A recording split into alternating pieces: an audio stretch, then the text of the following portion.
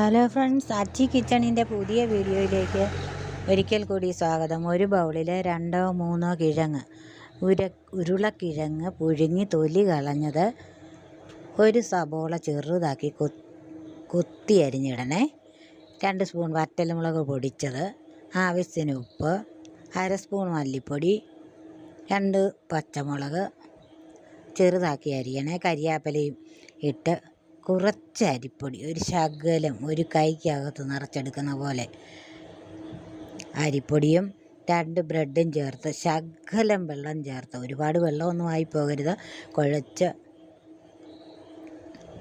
വയ്ക്കണം.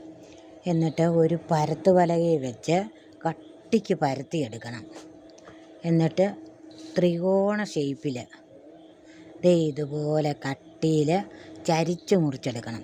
ഒരു പാനിൽ എണ്ണ ചൂടാക്കാൻ വെച്ചിട്ട് അതിലേക്ക് ഇട്ട് കൊടുത്തിട്ട് ചെറിയ തീയിൽ തിരിച്ചും മറിച്ച് വിട്ട് ഗോൾഡൻ കളറാകുമ്പോൾ കോരി മാറ്റി വെച്ചിട്ട് സോസോ വല്ലതൊക്കെ കൂട്ടി കഴിക്കാവുന്നതാണ്. അങ്ങനെ നമ്മുടെ ത്രികോണ കേക്ക് റെഡിയായി കഴിഞ്ഞു. എല്ലാവരും ഒന്ന് ട്രൈ ചെയ്ത് നോക്കിയിട്ട് ഫീഡ്ബാക്ക് അറിയിക്കണം, ലൈക്ക് ചെയ്യണം.